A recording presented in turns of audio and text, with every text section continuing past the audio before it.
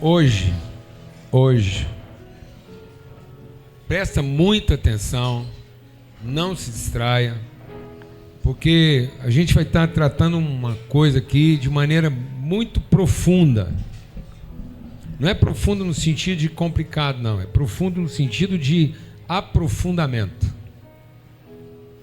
É a gente aprofundar no entendimento. E aí, Deus providenciou para nós aqui uma cena. Nós vamos ter batismo, nós vamos ter bodas. Então nós vamos ter celebrações aqui de família. Nós vamos estar celebrando a família. E aí nós estamos cantando aqui que Ele é aquele que me guia. E esse cântico está baseado num texto em que os discípulos, obedecendo a uma orientação, eles estão obedecendo uma orientação. E às vezes a gente acha que o fato da gente estar obedecendo uma orientação de Deus vai nos poupar dos problemas. Não, amados. Quando Deus te dá uma orientação, não quer dizer que você vai ficar poupado dos problemas. Quer dizer que Ele te preparou para enfrentar os problemas que você vai ter, cumprindo o propósito que Ele te deu. Então o Evangelho não é para poupar. Quem quer te poupar é o capeta. Às vezes você está querendo ser poupado dos problemas e Deus não quer te poupar dos problemas. Deus quer orientar a sua vida no propósito, para que quando acontecer os problemas você não se confunda. E se você for poupado, você vai se confundir a respeito do que é o propósito da sua vida. Amém, irmãos? Simples assim. Então Jesus dá uma ordem, os discípulos estão cumprindo a ordem e levanta um vento contrário. Aí no meio da tempestade, eu sempre quando eu vejo isso, que a chuva, a tempestade, o barco está quase afundando, eu lembro de uma comédia de um cara que era famoso, só que eu esqueci o nome dele, mesmo fazia umas comédias engraçadas, muito lá atrás. E aí ele está numa guerra. E aí está muito ruim na guerra. Estão perdendo, gente morrendo, acabando munição. Estão tomando assim um ataque. Aí um vira e fala assim: mas tá bom, né? Ainda, porque podia estar chovendo. Aí vai, pô, e pá, cai aquela tempestade. Né? Então, toda vez que eu vejo esse texto de Jesus lá na tempestade, o barco quase afundando, eu fico pensando assim, que talvez um dos discípulos podia falar assim: tá bom, né? Porque não apareceu um fantasma, e de repente, pum, aparece Jesus. Que é isso, amados? Quando a gente está confuso,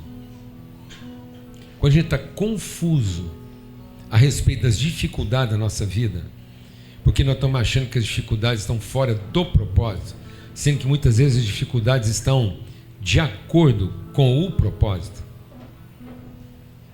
E às vezes quando você está tendo dificuldade para achar que você está sendo vítima da dificuldade, e você está querendo ser aliviado dela, cuidado, porque pode ser que o diabo, que é um fantasma, apareça como filho de Deus. E o filho de Deus aparecendo, você acha que é um fantasma. Então cuidado, porque nessas horas, às vezes a gente vai pedir ajuda e vai aparecer o capeta, sendo que Jesus vai aparecer para dar orientação. E aí Jesus dá uma palavra de orientação e desafia Pedro a enfrentar o problema, andando sobre as águas. Então Jesus desafia Pedro a tornar o problema, Belamino, ainda pior. Quando você achar que o problema está grande, a ponto do seu barco quase afundar, Jesus vai te dar uma orientação para você saber que você não depende do barco.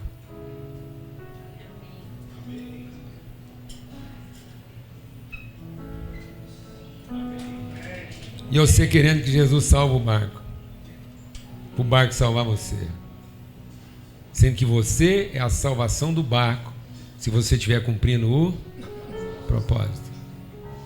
E às vezes, quando a gente está fora, meio confuso, a primeira coisa que a gente precisa ficar livre é do quê? Do barco.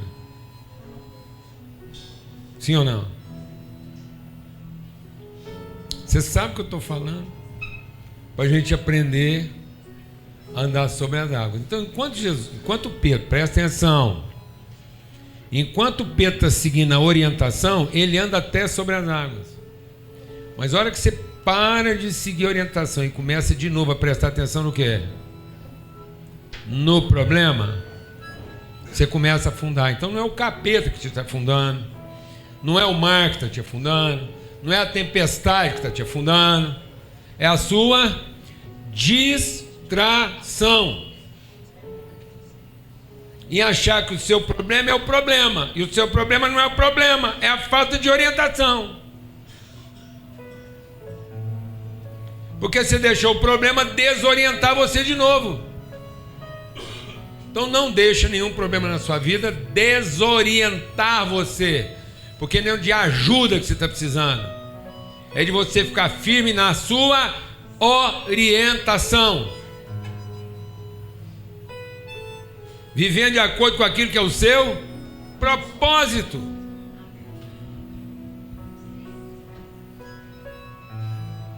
Às vezes você está achando que precisa de mais combustível, de um motor mais possante, ou de fazer um curso para virar um motorista melhor. Vou falar uma coisa para você: a última coisa que um cara desorientado precisa é de mais combustível, do motor mais possante e de saber dirigir melhor. Porque quanto mais combustível, mais possante for o carro, quanto mais ele dirige melhor, mais desorientado a anta fica. Aí ele vem aqui na igreja pedir o quê? Combustível, para nós arrumar o motor dele, ou para dar um treinamento para ele dirigir melhor. Não, você vai pedir isso para o capeta, porque Jesus vai te dar o quê? Orientação. Glória a Deus, amado. E aí, vamos cantar de novo essa estrofe? Ele é aquele que me guia. Amém? Eu queria cantar de novo essa estrofe, porque eu estou só nervoso. Aí eu vou cantar para ficar assim calmo. Amém? Glória a Deus. Aleluia.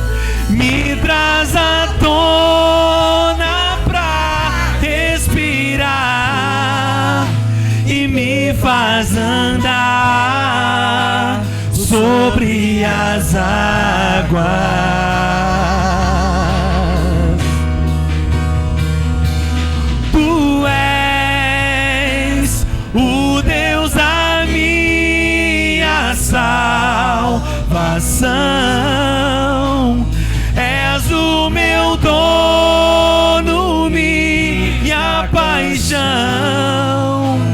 minha canção e o meu louvor.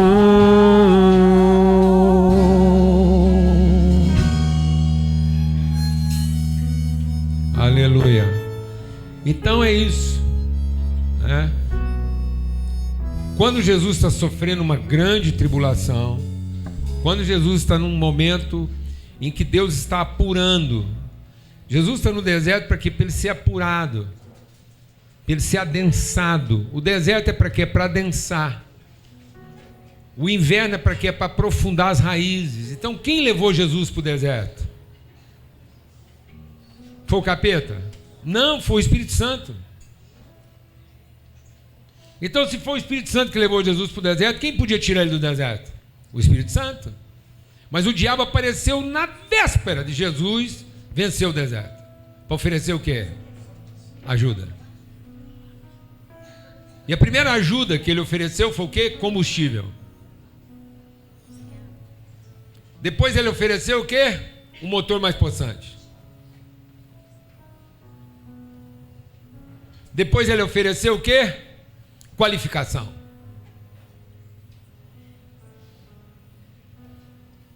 Você quer, eu encho o tanque. Você quer, eu te dou um motor mais possante. Você quer, eu te ensino a orar. Você tem o seu problema? Resolvido. E Jesus disse: esse nunca foi o meu propósito.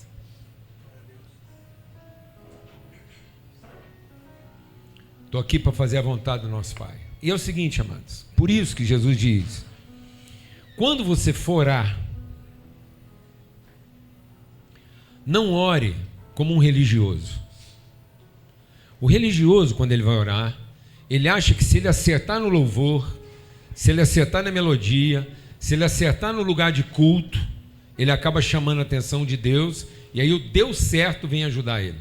Então o religioso acha que se ele cantar a música certa, reunir no lugar certo, no horário certo, na missa certa, no culto certo, ele acerta em Deus, e aí o Deus certo vai fazer a coisa certa. Isso é o religioso.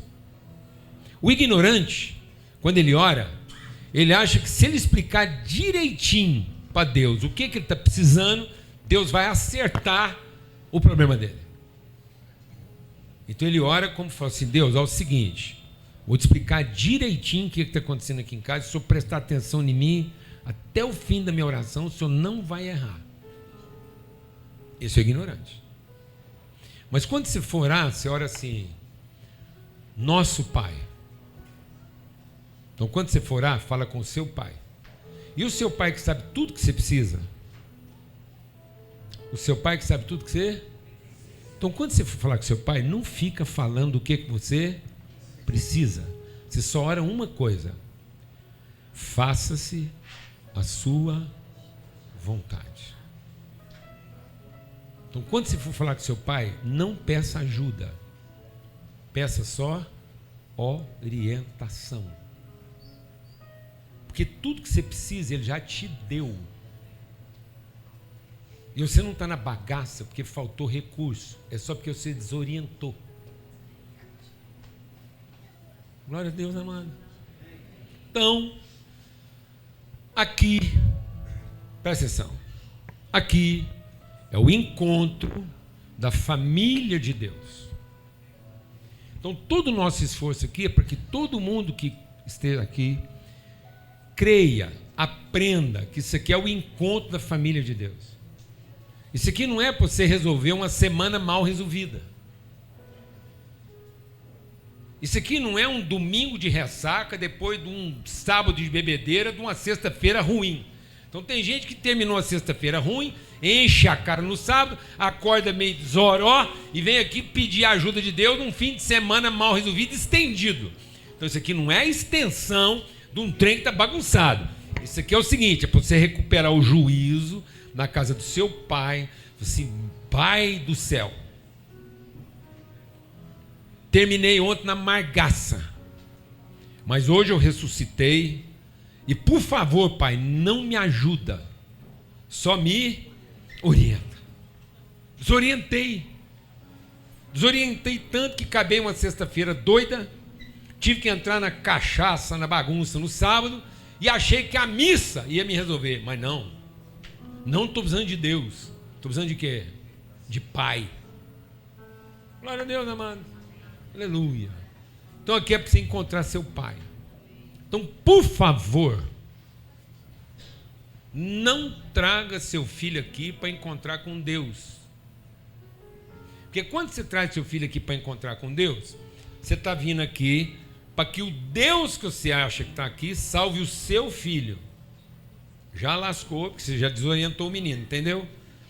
Então não desoriente seus filhos, trazendo ele para cá, achando que aqui ele vai encontrar quem?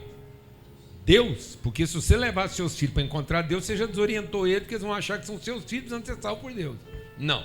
Você vem aqui para apresentar seus filhos para o Pai. Glória a Deus, amado. Os seus filhos saber que eles não estão precisando de Deus, porque eles têm pai. Porque só precisa de Deus quem não tem pai. Amém, irmão? Então isso aqui é a família, para apresentar para os filhos que eles não são órfãos, mas eles têm pai. E aqui em família, os filhos de Deus vão receber o quê? Orientação naquilo que é o seu propósito. Então o batismo não é para a gente apresentar nossos filhos para Deus. O batismo é para a gente apresentar os filhos de Deus para o Pai. E assumir o solene compromisso de que nós não vamos desorientar esses meninos. Glória a Deus, amado. Então o batismo é para a gente assumir o solene compromisso público de que nós não vamos desorientar esses meninos achando que eles precisam de quê? De Deus, porque agora eles conhecem o Pai. Então que eles não estão precisando de salvação, eles estão precisando só de orientação. Por isso a gente quer chamar aqui a Maria.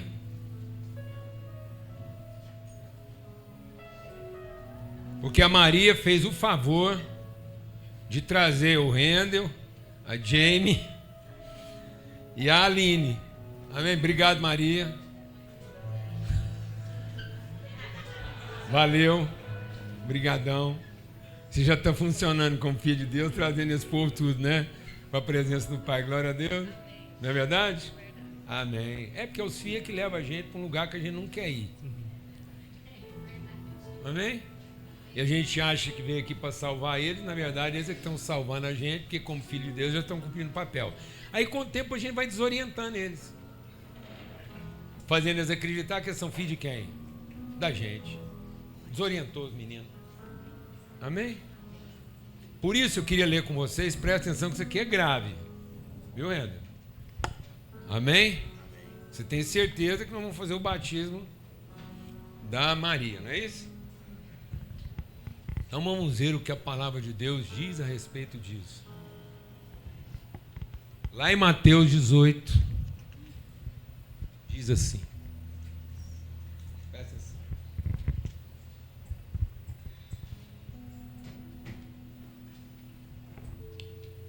Mateus 18. Jesus foi perguntado sobre quem é o maior no reino dos céus. E aí Jesus, então, sendo perguntado sobre isso, ele pegou uma criança, colocou uma criança mais ou menos igual a Maria no meio deles. Vocês querem saber quem é o maior aqui na igreja? Você quer saber quem é que está com os problemas aqui tudo resolvido, se a gente não atrapalhar a vida dela? Se nós não atrapalhar a vida dessa menina, fazendo ela acreditar que precisa de Deus, só porque ela não tem pai. Você quer ver a gente bagunçar a vida dessa menina, fazendo ela acreditar que ela é filha do Rendel? Aí lascou para essa menina. Se essa menina uma hora acreditar que ela depende de você e de você, lascou. Aí vai ter que ter campanha, jejum, que esse trem tudo que a gente tem que fazer aí, entendeu? Meu Deus do céu. Você está entendendo, né? Então é o seguinte, você está entendendo onde é que foi pegando aí nessa vida. Aí diz assim, ó, ele colocou e falou assim: quem recebe uma dessas crianças, quem recebe, não é quem oferta, quem recebe. Amém, Rendeu? Então nós não estamos aqui, não, nós estamos recebendo uma dessas crianças em meu nome, está me recebendo. Então quem nós estamos recebendo aqui hoje? Fala para mim que tal coisa está escrito. Cristo. Maria é uma personificação de Cristo entre nós, porque foi ele que falou isso. E ele falou assim, ó, mas se alguém confundir essa menina que é crente, está escrito aí, você acha que o seu filho é incrédulo? Não é. Ele era crente até você confundir ele. Entendeu não? Então toda criança nasce o quê, Belém? Crente. Rapaz, quem é uma pessoa mais crente? A mãe dá para ela o que ela quer, essa menina come. E a menina acredita. A mãe fala, come isso que vai ser bom para você. Põe essa roupinha. Menina da mamãe. Põe lá esse vestido de palhaço, a menina sai crente. Você precisa ir para a escola? Crente. Tem que dormir depois do almoço? Crente. Então por que a gente não ensina outras coisas? Já que a menina é o quê? Crente. Aí. Então por que em vez de ficar ensinando o tempo todo tudo que ela precisa, a gente não ensina para ela quem ela é? Por que em vez de ensinar para ela que ela tem que ir para a escola porque precisa, tem que comer porque precisa, tem que pôr roupa porque precisa, tem que dormir porque precisa, tem que acordar porque precisa, a gente não passa o tempo inteiro ensinando para ela quem ela é e não tudo que ela precisa. E quem confundir uma dessas crianças, era melhor amarrar uma pedra de moinho no pescoço, jogar no mar e desaparecer. Isso quer dizer o seguinte, que uma criança dessa estaria melhor órfã do que desorientada. Aí você dorme com esse barulho. Amém, irmãos? Sabe o que é uma pedra de moinho? Pedra de moinho é mais ou menos igual o queijo que o mineiro gosta. Não, vou te explicar o que é uma pedra de moinho. Uma vez, um mineiro achou uma lâmpada do gênio. Aí ele esfregou a lâmpada, o gênio saiu. Aí o mineiro falou assim, o gênio falou assim, o que você quer? Foi um queijo. Um queijo grande, assim, tamanho do pneu de um carro. O gênio achou meio estranho e deu um queijo para ele. Aí foi, e agora? O que você quer? Segundo pedido, só tem 3. Aí o cara pensou assim, 1 hora. E o gênio falou, não, estou pensando. Aí, foi agora. Falou, não, eu vou pedir. Eu quero uma namorada, uma mulher bonita. Mulher mais bonita que você puder me arrumar. Aí o gênio arrumou para ele. Aí foi agora, 3º e último pedido. Outro queijo, mas agora eu quero um queijo grande, do tamanho de uma roda de caminhão. Aí o gênio arrumou o queijo para ele, o 2º queijo. Falei, escuta, responde uma coisa. Por que você demorou tanto para pedir a mulher e pediu 2 queijos a mulher? Falei, eu? Porque eu fiquei com vergonha de pedir 3 queijos.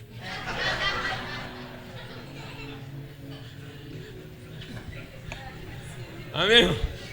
Então, a pedra do moinho é do tamanho do 2º queijo, você entendeu? Amém? Então vamos agora declarar que essa menina é crente. E que nós estamos assumindo solene compromisso de não desviá-la do seu caminho. Glória a Deus. Amém. Aqui, mãe, põe a mão aqui para você ver. Ó, vem cá. Olha aqui. Meu Deus. Batiza a madrinha. Pronto. Olha aí. Maria, nós te batizamos em nome do Pai, do Filho e do Espírito Santo de Deus. Seu nome, Maria, é perseverança.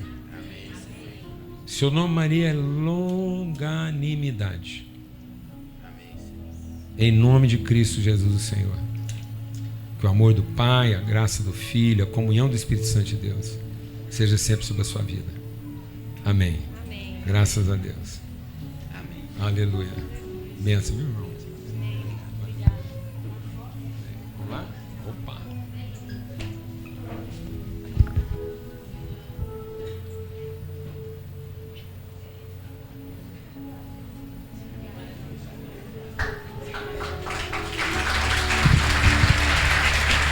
Na celebração de família, tudo que a gente está compartilhando aqui se aplica ao casamento, ao casal.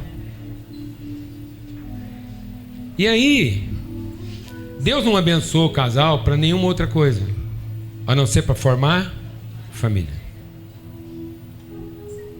Sabe, amados, às vezes a gente está sentindo falta de muita coisa na vida da gente, porque a gente não está trabalhando no propósito. E a gente pegou a família para formar um negócio. A gente pegou a família para montar a religião. A gente pegou a família para montar a empresa. E não usou a empresa para formar a família. Não usou a fé para formar a família. Então às vezes a gente inverteu as coisas. Agora, a família está sendo sacrificada por causa do negócio. A família está sendo sacrificada por causa da religião. A família está sendo sacrificada por causa das carências. Por isso que a gente acha que precisa de mais combustível, um motor mais possante e de mais qualificação para dirigir. Porque estamos trabalhando fora do propósito. Vem cá, Belarmina, Andréia. Glória a Deus. Amém. E a gente quer orar aqui agora, abençoar a vida desse casal, porque não tinha jeito melhor de celebrar as bodas de seus pais do que introduzindo isso com um batismo. Não foi? Não é? Para ficar claro que o dia de hoje era para celebrar o quê? Família.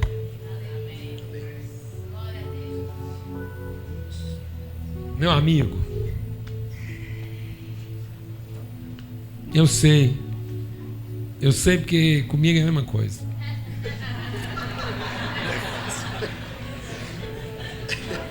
Entendeu?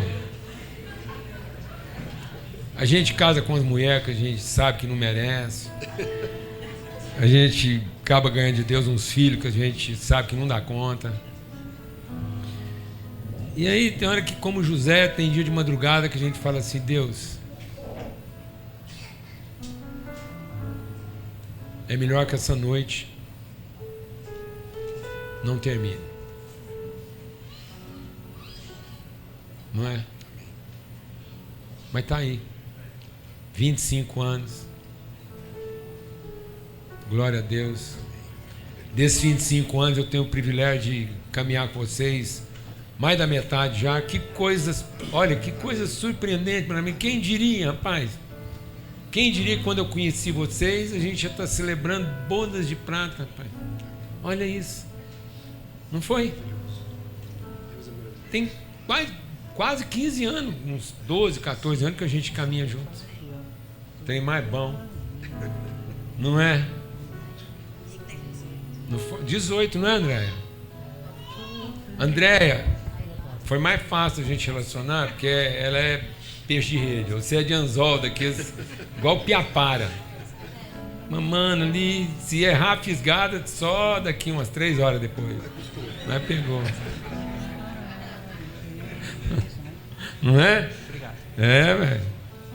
Uma bênção, uma alegria a gente estar aqui celebrando isso com vocês, nessa certeza de que mais do que qualquer coisa, todas as tempestades e virão outros desafios, mas Deus revelou para vocês que vocês estão com um cumprimento do propósito e que mais do que tudo vocês encontraram a sua família. E aí, nós não somos diferentes da família de Jesus. Amém? Maria, que é a mulher perguntadeira, pergunta tudo, quer saber de tudo, como é que vai ser, como é que não vai ser, como é que vai pagar, não vai pagar. Acha ruim não. A mãe de Jesus era assim. Amém? Homem meio assim, esquisito, levanta meio de madrugada sozinho para ficar pensando. Acha ruim não. Pai de Jesus, sim também. Deita para não acordar, fica calado para não assumir compromisso. José, mas lá no finzinho, ficou. Glória a Deus. Amém, amados? Maria fez as perguntas tudo. A resposta, ela não entendeu, foi nada, mas com o tempo foi esclarecendo. Glória a Deus. José, frio na barriga, vou dar conta, firmou o golpe, venceu.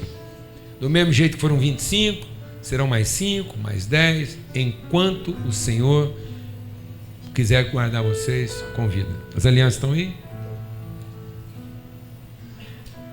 Teve uma hora que você olhou para baixo que ficou procurando, ixi, vamos ter que levantar todo mundo aqui para saber onde é que vai parar a aliança. Vamos ficar de pé, queria chamar os filhos aqui, todo mundo está aqui. A mamãe. Bênção. Quem mais? Vem cá. Vamos chegar aqui na frente, a família toda. É um momento de bênção para todos.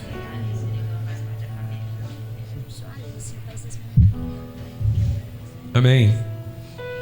E a gente quer abençoar vocês. E é isso. Davi, quando foi falar para Deus de gratidão, ele falou: só tem um jeito de eu revelar minha gratidão, é renovando os meus votos. É isso? Então está aqui o instrumento de você revelar sua gratidão a Deus. Deus, eu te amo muito, eternamente. Pronto. Está aqui a forma de você falar de toda a sua gratidão. De maneira muito simples. A forma de falar da nossa gratidão pela família, pela vida, por tudo que Deus já deu, é renovando os votos. Que essa aliança, que sempre foi o nosso símbolo, ela seja sempre nosso elo.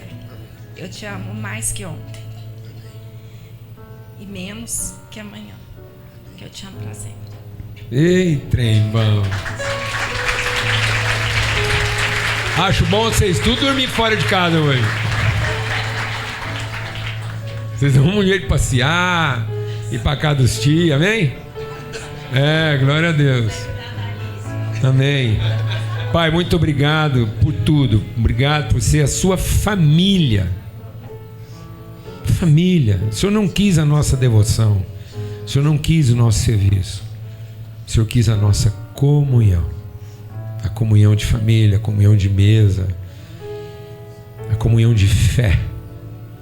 Em nome de Cristo Jesus. Não é a comunhão de serviço, nem a comunhão das necessidades satisfeitas, mas a comunhão dos compromissos assumidos e sustentados. Que essa casa continue a ser guardada de todo mal e que eles encontrem sempre no Senhor todos os recursos para continuar cumprindo o seu propósito. No nome de Cristo Jesus, o Senhor. Amém. Graças a Deus. Bênção. Pode sentar. E aí, a Lala tem um testemunho. Fala aqui, Lala. Irmãos, eu queria passar rapidinho, 20 segundos. Daniel, passa pra gente o filme daquela oficina que a gente falou aqui. Eu vou subir aqui um pouquinho, tá, gente? Só para vocês verem essa camisa aqui, que foi produzida pela nossa oficina de customização, que era uma camisa que estava no meu guarda-roupa já deixada de lado. E muitas mulheres que se sentiam deixadas de lado, guardadas e assim, às vezes até se sentindo sem utilidade, se reuniram e decidiram pregar aquilo que era em desuso e que estava guardado e fizeram essa oficina de customização. O Daniel vai mostrar aqui 2 irmãs nossas trabalhando até de atriz no nosso grupo de customização. Pode passar aí, Daniel. Então essa é como era essa camisa, né? E como que ela ficou depois da nossa oficina. Como que era essa jaqueta, né? Minha sogra virou atriz. Tá no poder, hein? Olha lá. E eu queria dar o testemunho da minha sogra. Porque essa oficina, ela saiu das paredes da igreja e se reúne em casas para poder essas mulheres costurarem. E a minha sogra me ligou na semana passada e falou para mim assim: essa tarde foi o dia mais feliz dos últimos 10 anos da minha vida. Aleluia. Me senti útil, renovada e transformada. Então, na próxima quinta-feira, põe um convite aí, Daniel. Nós vamos estar reunindo aqui novamente com essa oficina de customização, com a oficina de decupagem e com a oficina de nutrição. Então, quem quiser participar com a gente, né, Paulo Júnior? Lá em Efésios está escrito que é para a gente transformar a nossa mente e o nosso coração. Completamente. E eu já vou abrir lugar na fila, porque eu gosto de uns trem assim, meio no bordado do trem. Vou trazer uma camisa para ser customizada aí pelas irmãs. Perfeito. Valeu? E usa no próximo domingo. Pronto. Tá Maravilha, bom? Para tá todo mundo combinado. ver. Quem quiser me procura, tem lá o telefone. Nossa oficina tem 200 pessoas e trabalhando nesse momento agora vai ter cerca de 60 mulheres. Tá bom? Procura a gente aí. Amém. E para não passar batido, um presente para você, celebrando suas bodas. É uma caneta. Lá em casa a gente tem esse entendimento de que a caneta simboliza aquilo que a gente é na mão de Deus, um instrumento de transformar o invisível em visível. Amém? Então que você seja essa pena na mão de um hábil escritor e que toda a vida de vocês seja um instrumento de Deus no propósito de transformar tudo o invisível em visível. Amém? Valeu. Vamos lá, Cláudio?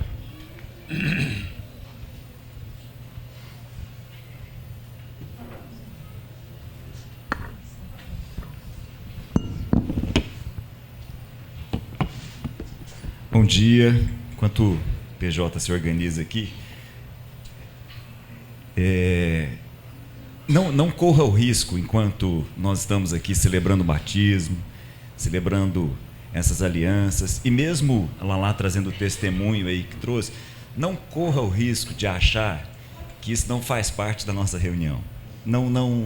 A sabedoria chama atenção para um tipo de pessoa que é o ingênuo. Não seja ingênuo de não perceber que as coisas que Deus tem para nos ensinar estão sendo ensinadas.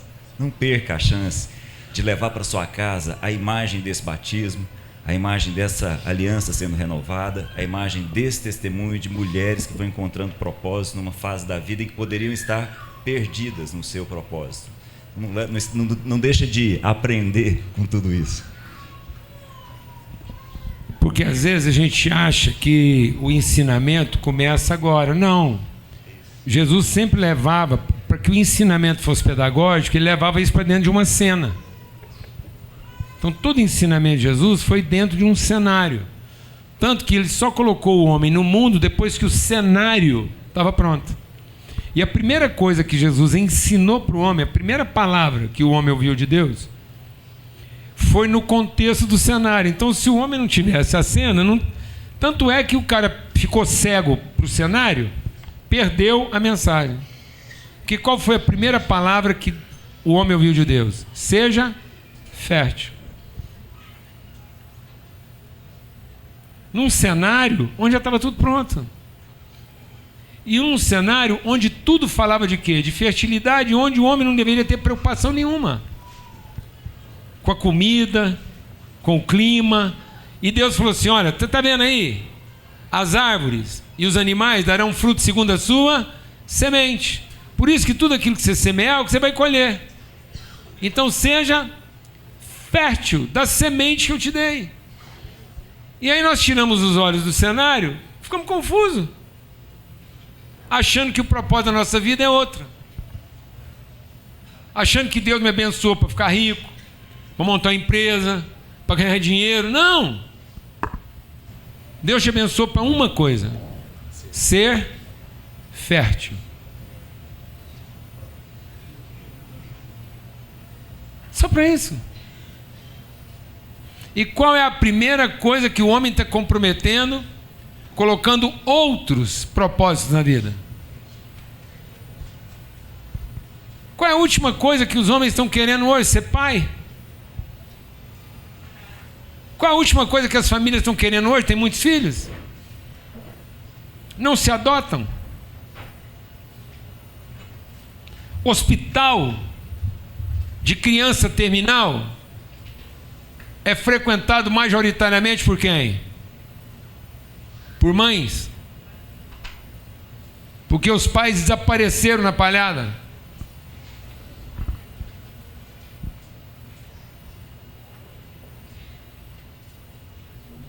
Metade, praticamente a metade da juventude brasileira, filho de mãe solteira. O que aconteceu? Perdemos o propósito.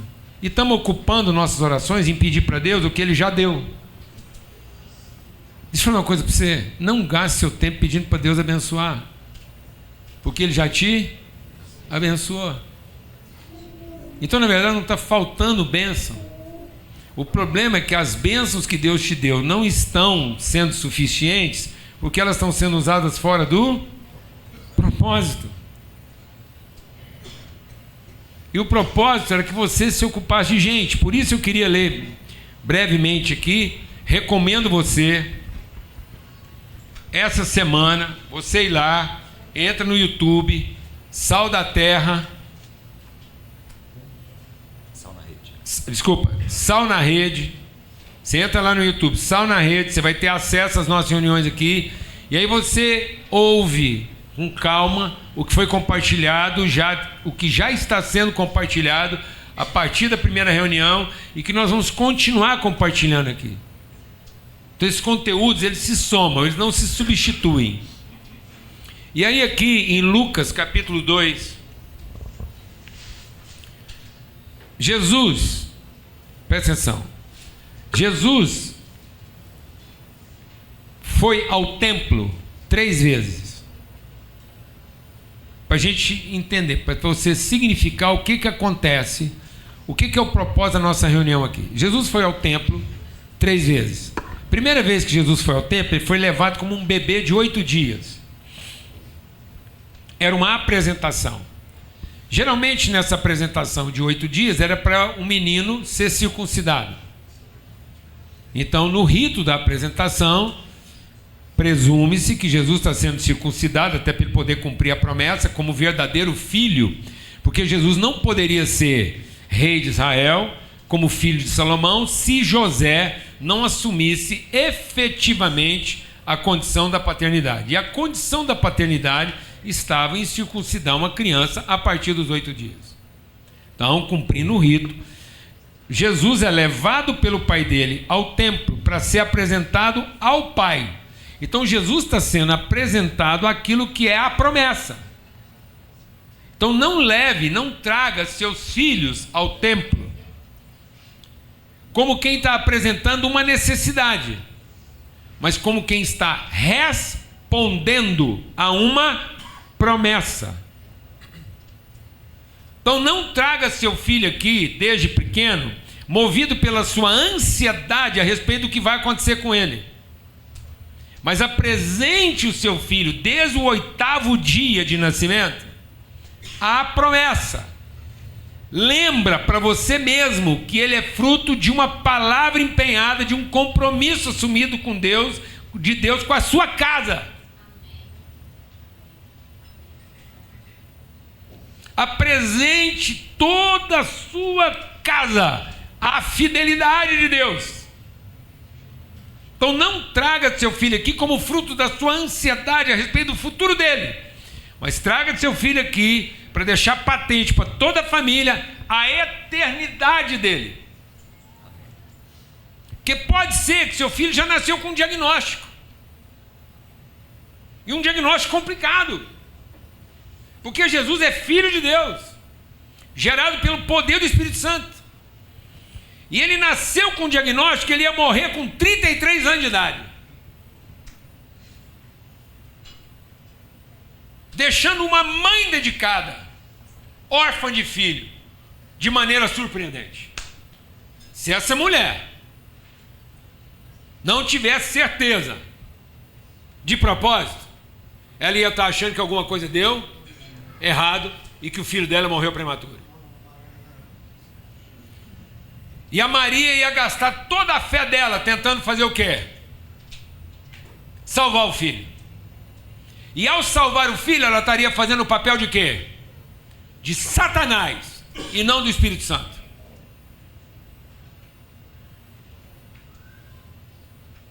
Tá bom ou não? Tá bom ou não? Então nós não estamos aqui para trazer os nossos filhos, para que eles sejam salvos por Deus, mas para apresentar nossos filhos ao propósito eterno deles, para que desde os primeiros dias de vida eles conheçam a fidelidade do Senhor. Depois, quando Jesus está com 12, presta atenção, quando Jesus está no momento de deixar de ser criança para virar adulto, ele vai de novo ao templo, e agora levado pelos pais.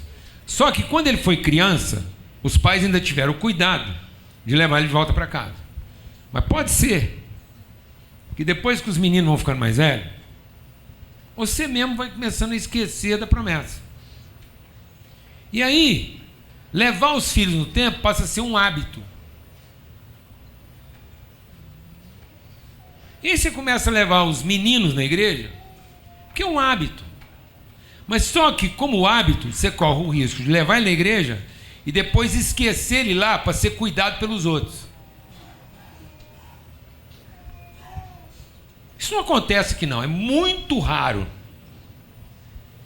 É muito raro topar um jovem que está virando adulto com 12, 14 anos de idade, que os pais estão fazendo das tripas coração para trazer para o culto, mas depois esquece eles aqui, achando que uma tia, um tio, um evangelista, uma família mais crente, uma avó devota, vai cuidar deles para nós.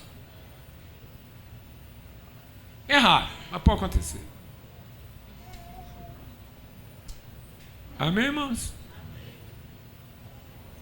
Porque mesmo ele sendo filho de uma promessa, pode ser que o templo comece a ser o quê? Dessignificado.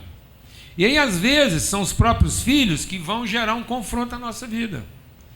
E aí vai rolar uma relação difícil. Porque o pai e a mãe vão entregar a ansiedade e o filho vai entregar uma transgressão. Não, mãe, eu não estou aqui para fazer a sua vontade. E nem estou aqui para te deixar tranquila. E se só quer ficar tranquila, não me traga para o templo.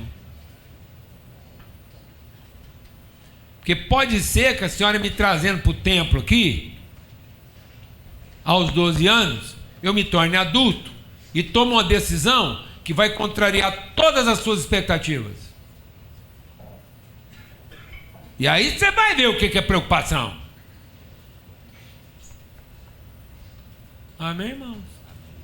Porque eu não estou aqui para trazer sossego para vocês. Eu estou aqui para cumprir e fazer os negócios do meu pai. E os negócios do meu pai não é cuidar da sua empresa. Os negócios do meu pai é gente. Então, se a sua empresa não está cuidando de gente, eu não tenho compromisso com a sua empresa. E se o seu patrimônio não for para cuidar de gente, então também não tem compromisso com o seu patrimônio, não, é? Aliás, não me entregue o seu patrimônio, porque senão eu vou torrar ele tudo para cuidar de quê? De gente. Meu pai teve que fazer isso comigo um dia.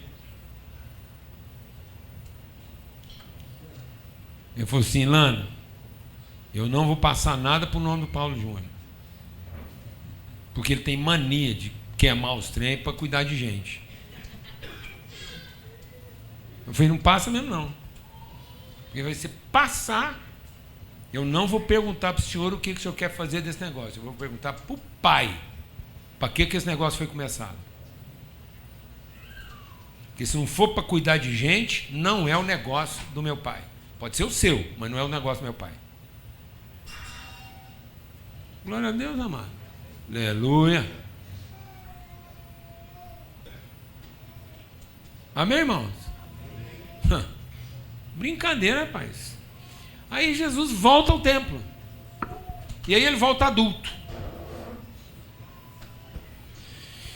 Jesus foi ao templo para encontrar a promessa. Voltou ao templo para encontrar o propósito. Depois voltou ao templo a terceira vez para cumprir uma vocação. E a vocação agora era destruir tudo aquilo que estava atrapalhando o povo a cumprir o propósito. Ainda que sendo feito em nome de Deus. Amém, irmãos? Dorme com esse barulho. Então, esse lugar não é para que os nossos filhos tenham uma relação com Deus. Esse lugar é para que os nossos filhos tenham uma relação com o Pai. Esse lugar aqui não é para que os filhos encontrem o nosso Deus. Esse lugar aqui é para que os filhos encontrem o nosso Pai. E juntos, em família, a gente tenha condições de cumprir o propósito. E vou te falar uma coisa. Se a sua empresa está atrapalhando a sua família a cumprir o propósito, não pense que é o capeta que vai destruir ela, não. Deus vai só soltar a coleira dele.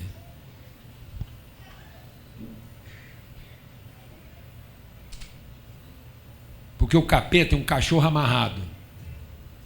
Não faz nada sem autorização de Deus. Então cuidado, você está achando que você está culpando o capeta, e você pode estar culpando o seu pai. Porque soltou até o capeta para destruir uma coisa que estava impedindo você de cumprir o seu propósito. Simples assim. Porque Abraão não foi abençoado para ser próspero. Abraão foi abençoado para ser pai. Para que todas as famílias da terra, não é para que todas as empresas, não é para que todos os negócios, não. Abraão foi abençoado para que todas as famílias da terra pudessem ser abençoadas através da família dele. Então, qual é o negócio de Deus? Família. Por isso que Jesus diz: meu pai continua trabalhando até hoje. Porque, simples assim, eu vou concluir aqui. É o seguinte: tudo que você está vendo, tudo que você está vendo, foi criado por uma ordem. Deus não trabalhou.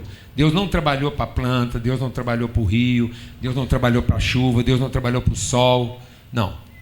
Isso não fala do trabalho de Deus. Isso fala do poder de Deus. As árvores, a natureza, tudo que você está vendo, louva o poder de Deus. Mas quando Deus foi usar um verbo para falar de trabalho, ele falou de gente. Façamos o homem de modo que o homem seja a semelhança de quem nós somos. E aí o segundo verbo que ele usou de trabalho é criar. Então, fazer e criar envolve o quê? Trabalho. Haja não envolve trabalho. Deus ordenou e as coisas apareceram. Mas trabalho de Deus Deus só trabalha quando isso está relacionado ao quê? A fazer, criar e formar uma pessoa. Por isso que quando Jesus era bebê, ele foi apresentado para quem fez. Quando ele é jovem, ele foi apresentado qual o propósito com que ele foi criado. E quando ele volta ao templo, é para cumprir a vocação pela qual ele foi feito, para cumprir aquele propósito. Então, os três verbos que envolvem trabalho: façamos, criamos e formamos. Então, Jesus, criança, foi apresentado para aquele que o criou. É disso que ele é feito. Jovem, ele foi lá dizer qual era o seu propósito. Ele foi criado segundo a natureza de Deus para ser uma expressão de quem Deus é. Pronto. O Deus que disse que faria já criou.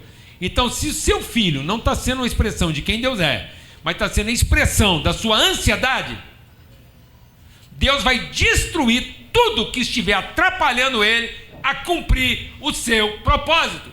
Porque seu filho não foi entregue para você para ser a expressão da sua ansiedade, mas para ser uma expressão das virtudes do seu pai.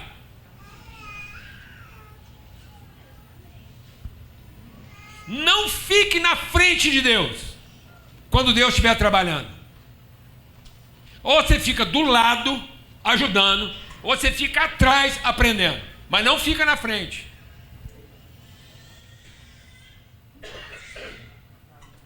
Entendeu ou não? Porque Deus está formando quem? Família dele, os filhos. E aí, amados, um dia o povo achou que a vida era comer, dormir, vestir e morar bem.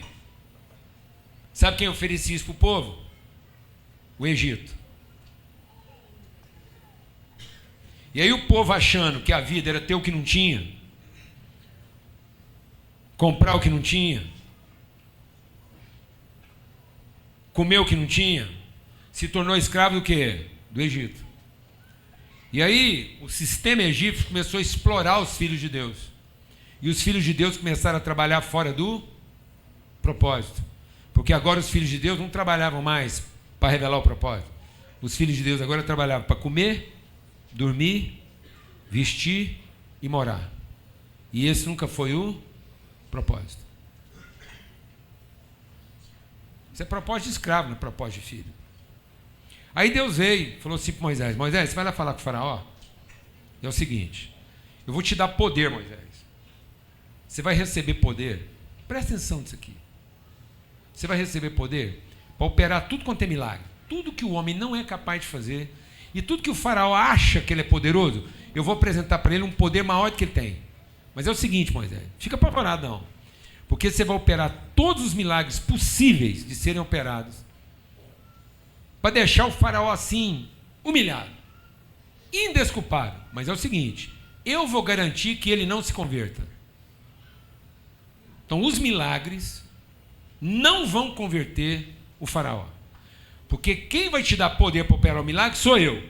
E quem vai garantir que o faraó não se converta também sou eu.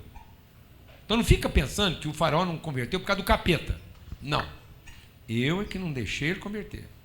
Porque é o seguinte, depois que ele viver todo o poder, você fala assim para ele: ó, você sabe o que está acontecendo isso aqui? Porque você aprisionou e matou um filho meu. E agora eu vou matar seu filho. Então isso não era conversa entre dois deuses. Isso era conversa entre dois pais. Por isso, não fique na frente de Deus quando Ele está trabalhando como um pai. Fique na frente de Deus quando Ele estiver dando ordens como um Deus. Mas não fique na frente de Deus quando Ele estiver trabalhando como um pai. Amém, irmão? Glória a Deus. Porque Ele é zeloso dos seus filhos. É isso. É isso que Deus quer que a gente entenda. Vida em quê? Família. Para cumprir um. E se tiver alguma coisa atrapalhando, meu irmão, não arranje um culpado. É Deus vindo para salvar quem? Seus filhos. Ai de quem se colocar na frente dele.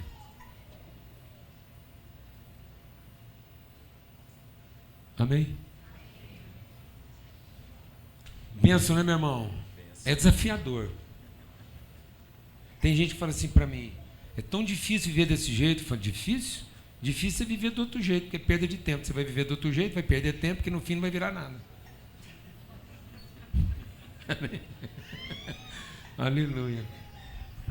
Às vezes eu tenho a impressão de que nós somos dois engenheiros trabalhando no mesmo escritório. Um está cuidando da fundação, o outro da estrutura, sabe? Exatamente. Na hora que a gente se propõe a... Por que eu estou falando isso? À medida que Paulo Júnior foi falando e desenhando esse caminho subjetivo de quem está trabalhando com as fundações que são invisíveis... O conceito. Né? Me veio à mente uma imagem que ilustra o que ele está colocando. É uma imagem muito conhecida de todos vocês, mas o texto que está no final dessa imagem nem tanto assim. não é tão conhecido assim. Vocês devem se lembrar, imagino que todo mundo se lembre, daquele momento em que Jesus entende que deveria passar por Samaria. Interessante isso. Não sei quantos de vocês têm isso muito claro. A geografia da Palestina nos dias de Jesus é uma geografia que por si só ela nos ensina. Ao norte estava a Galileia, que é onde Jesus passou a maior parte do seu tempo, é onde ele foi criado. Nazaré está na Galileia, né? Apesar de ter nascido na Judéia, está ao sul. E no meio tem Samaria, e em Samaria havia lá um povo diferente. Os samaritanos eram muito, muito diferentes. Era uma turma que olhava para as mesmas escrituras que os judeus, mas só criam nos 5 primeiros livros. Muito parecido com os saduceus, do mesmo jeito, criam só nos 5 primeiros livros da Bíblia. E começaram a desenhar uma forma de pensar um tanto quanto bagunçada, e olhavam para os judeus com muita dificuldade, mas eles estavam no meio, ao sul judeus, ao norte judeus, e eles no meio. E Jesus entende que deveria passar por esse lugar, vocês se lembram disso, e ele vai se encontrar com uma mulher, como eu imagino que todos vocês se lembram. Ao passar por esse lugar, ele vê uma mulher ao meio-dia, num horário que ninguém ia tirar água, em especial uma mulher e sozinha. Um poço na Palestina, até hoje inclusive, ele tem uma tampa de mais ou menos meio metro, uma pedra de mais ou menos 50 centímetros de espessura, com um pequeno buraco no meio, onde as pessoas descem um balde lá para tirar água. Jesus chega, cansado, com sede, e senta nessa pedra. E aí a mulher se aproxima. Aonde estão os discípulos, os 12, nesse momento? Eles foram na cidade comprar comida. E aí Jesus tem uma conversa com essa mulher. E é uma conversa de quem está tratando dos negócios do seu pai. Porque todo mundo olhou para Jesus conversando com essa mulher e achou estranho. A própria mulher achou estranho. A própria mulher achou aquilo meio esquisito. Não é só o fato de Jesus ser judeu, mas o fato dele ser homem. Como quem diz assim, você é um homem judeu conversando comigo, uma mulher samaritana, será que você também não tem segundas intenções, como praticamente todos os homens que passaram pela minha vida?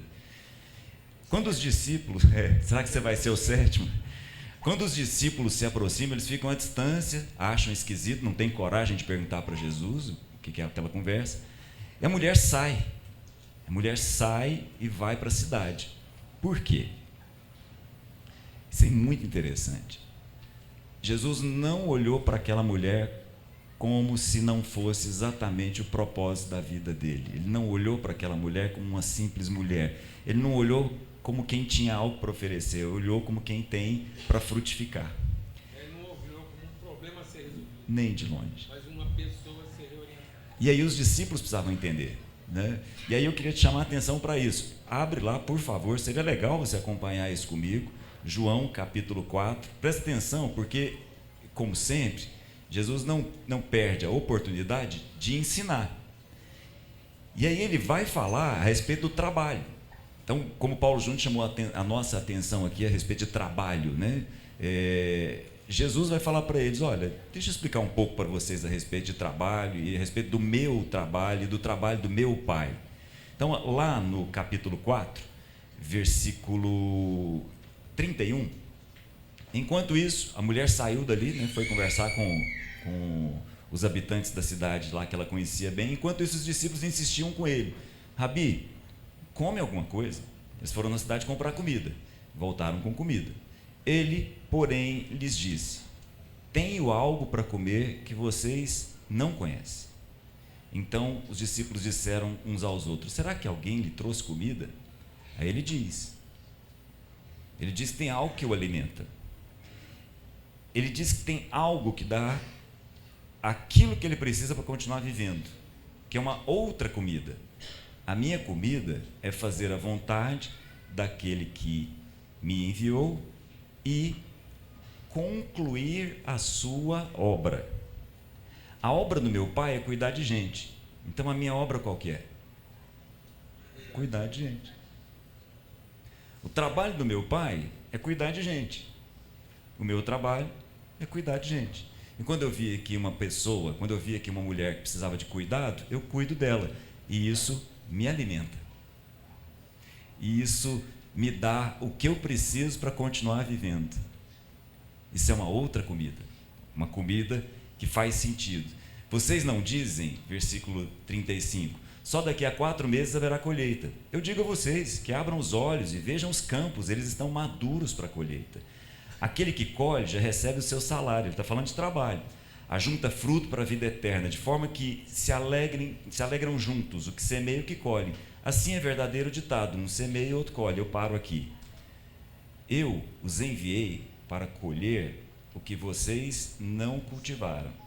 Outros realizaram o trabalho árduo e vocês vieram usufruir do trabalho deles. Esse é o trabalho de Jesus, esse é o nosso trabalho. Esse é o trabalho que dá sentido, esse é o trabalho que traz propósito para as nossas vidas. O trabalho que envolve o nosso dia a dia não é outro.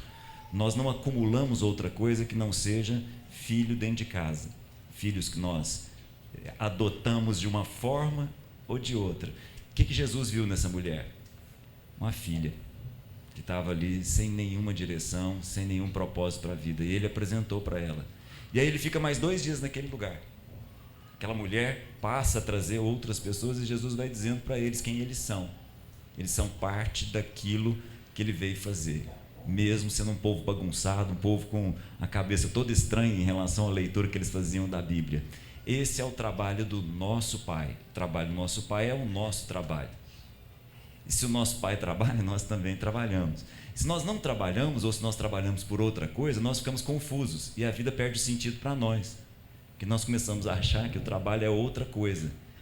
E ao fazer isso, nós é que ficamos bagunçados, assim como aquele povo estava, bagunçado. Ao encontrar sentido, nós voltamos a ter alimento, que nos alimenta para caminhar no sentido da própria vida. Muito forte isso.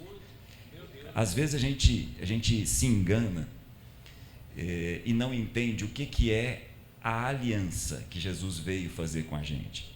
A aliança que Jesus fez com a gente é uma só. A aliança que nós celebramos na ceia é a aliança da família. Quando Jesus nos explica a respeito de aliança, quando o Novo Testamento nos explica a respeito de aliança, ele diz que existem duas.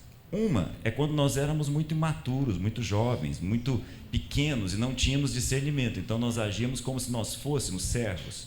Mas à medida que nós vamos amadurecendo, nós entendemos que só há uma aliança.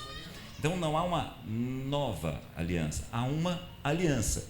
Ela evidentemente é nova, porque ela não envelhece, ela não muda. Mas essa aliança é a aliança que nos faz perceber como filhos e como família de Deus. A nova aliança que nós celebramos no sangue de Jesus é a aliança da família, a aliança de quem se percebe como filho, quem se percebe como irmão, quem se percebe como pai. Eu estava conversando com um grupo lá em casa. É uma cena difícil essa. Quando a mãe de Jesus, muito provavelmente o pai já havia falecido, porque José desaparece num determinado momento da história de Jesus, e José já tinha dado demonstração de que ele não era o tipo que corria. Então, muito provavelmente, ele havia falecido. E aí, os irmãos e as irmãs de Jesus vão até Jesus num determinado momento em que eles acham que ele vai acabar morrendo na mão dos judeus. Como, de fato, era isso mesmo.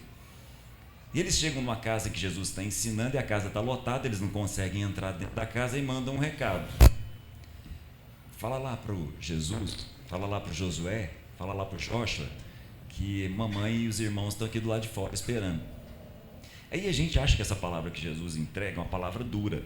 Não é uma palavra dura. Ela é uma palavra libertadora, inclusive, para a mãe de Jesus, para Maria, e para os irmãos de Jesus, como por exemplo Tiago, que é o escritor de uma das cartas no Novo Testamento. A palavra de Jesus é: mas minha mãe e meus irmãos estão aqui. Porque eu não tenho 2 famílias, eu só tenho uma. E essa turma que está aqui são minha mãe, ou minhas mães e meus irmãos. Parece que Jesus está sendo duro, mas na verdade isso é uma palavra de libertação, inclusive para a sua própria família da carne, para entender o tamanho da família e que tipo de aliança ele estava envolvido, e que tipo de negócio ele estava fazendo. E que ele vai fazer o que eles precisam, mas não pelo motivo da necessidade. No fundo, Jesus vai fazer tudo que a gente precisa, mas não pelo motivo da necessidade. Meu Deus! De onde vem a nossa ansiedade? Sabe onde vem a nossa sociedade? De Deus adotar nossos filhos. Mas Deus só tem filhos por adoção. Então o desafio somos nós adotarmos os filhos de Deus. Então sabe onde está a bênção desse menino? O dia que ele deixa de ser seu filho e passa a ser adotado por você como filho de Deus.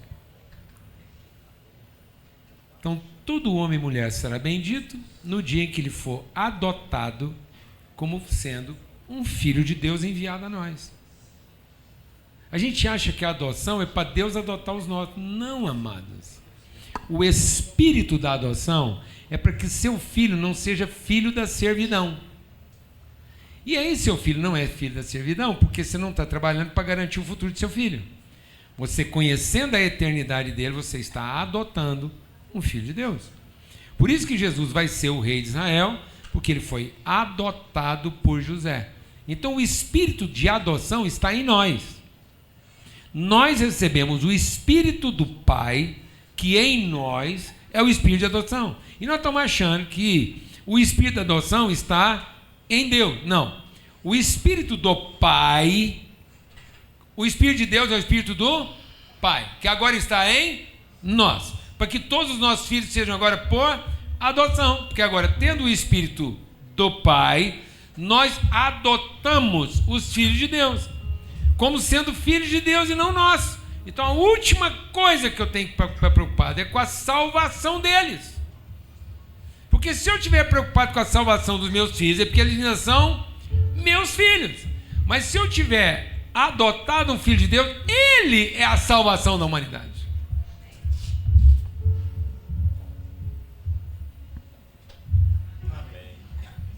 Porque ele representa o eterno. E aí a única coisa que eu não preciso ter por ele é o quê?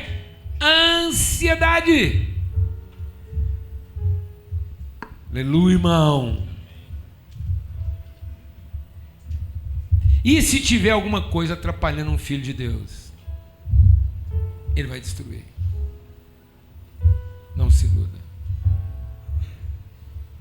Não se iluda. Deus vai julgar no chão tudo aquilo que pode impedir um filho dele de cumprir o seu propósito.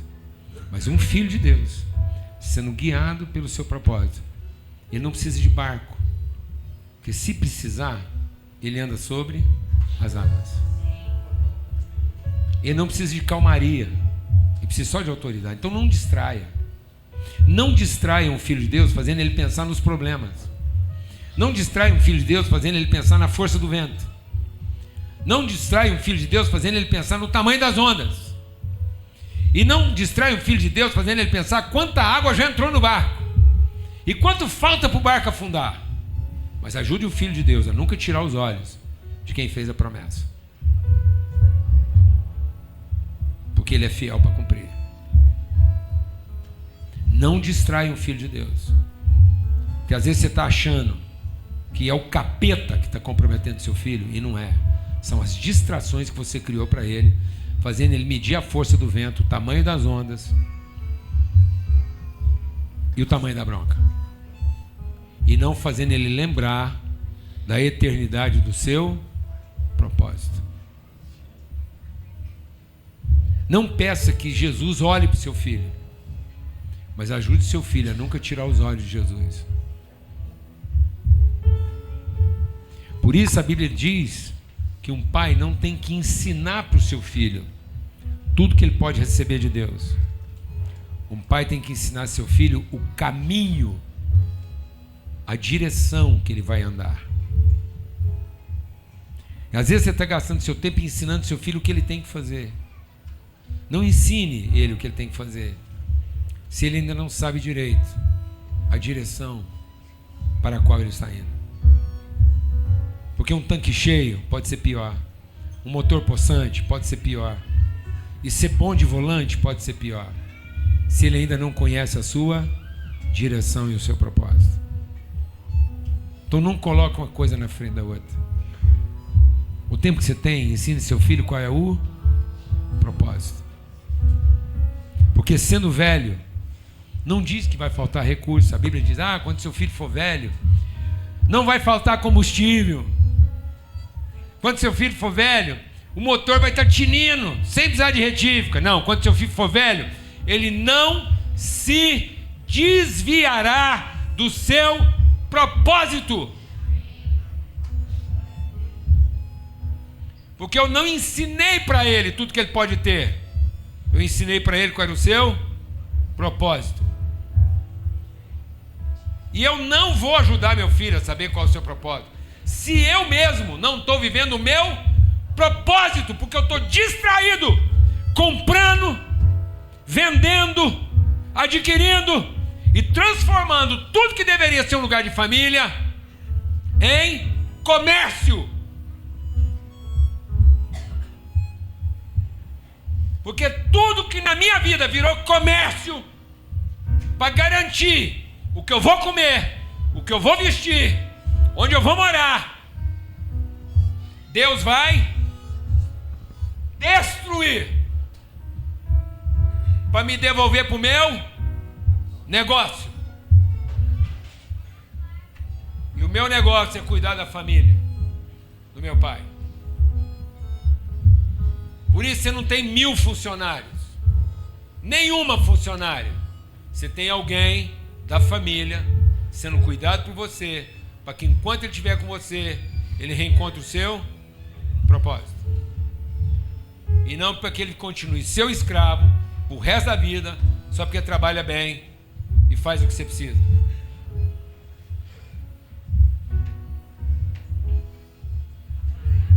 Aleluia, irmão. Por isso que todo mundo que passar por nós não vai encontrar a escravidão de um bom salário, mas vai encontrar a liberdade de ter descoberto o seu propósito. E você não vai dar conta do seu patrimônio, você vai prestar conta de todas as vidas que foram colocadas sob a sua responsabilidade para você orientá-las segundo o seu propósito.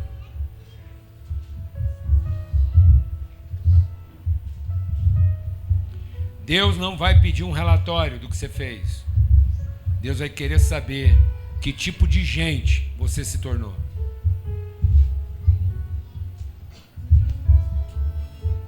Amém? Então prepara. Porque muita gente, quando chegar lá no dia do juízo, uns vão encontrar o Pai e outros vão encontrar Deus. E não vai haver esperança para quem estiver diante de Deus e não saber que Ele é seu Pai. Porque eles não serão condenados por Deus, eles serão condenados pela sua própria consciência.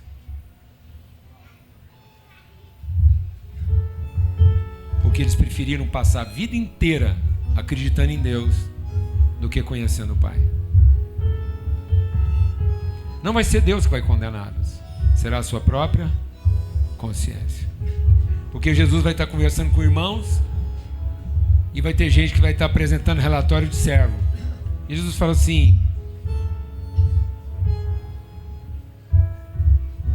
não te conheço.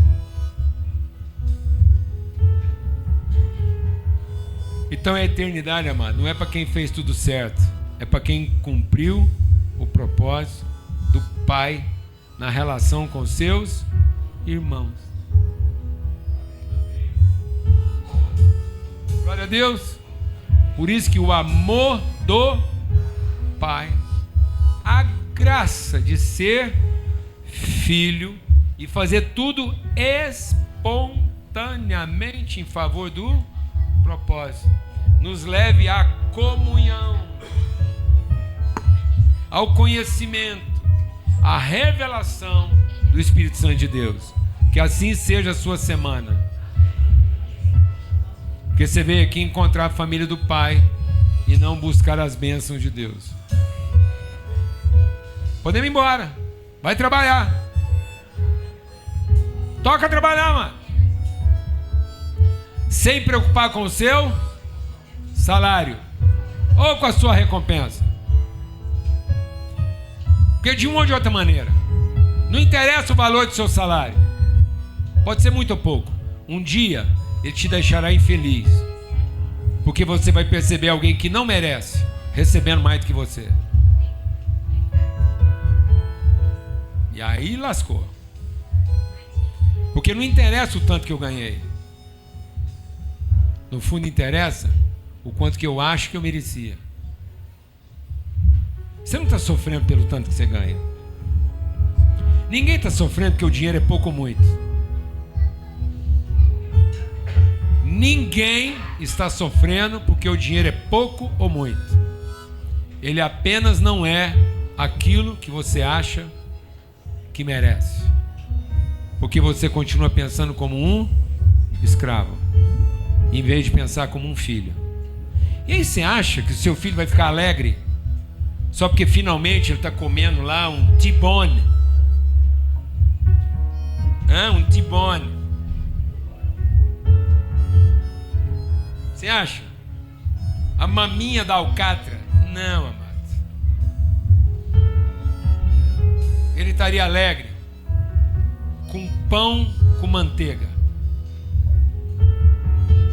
desde que ele ouvisse assim: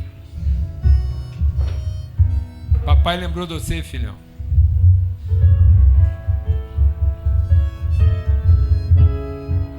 E vim de longe trazendo isso para você. Só para você saber que o papai nunca esqueceu de você.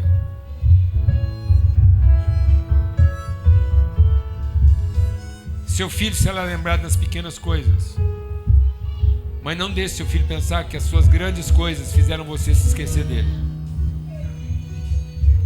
Porque senão você vai ter que comprar ele de volta com salário. Porque ele não sabe que você se lembrava dele nas pequenas coisas. Glória a Deus, amado. Aleluia. Bora trabalhar, gente, porque está todo mundo animado. Quem está animado para trabalhar aqui hoje? Eu passo um trem desse aqui, eu saio daqui animado para trabalhar. Glória a Deus. Aleluia. Vamos em paz. Uma boa semana para todos. Muito trabalho. Semana vai trabalhar muito. Muito pão com manteiga. Glória a Deus. Muito campo para colher.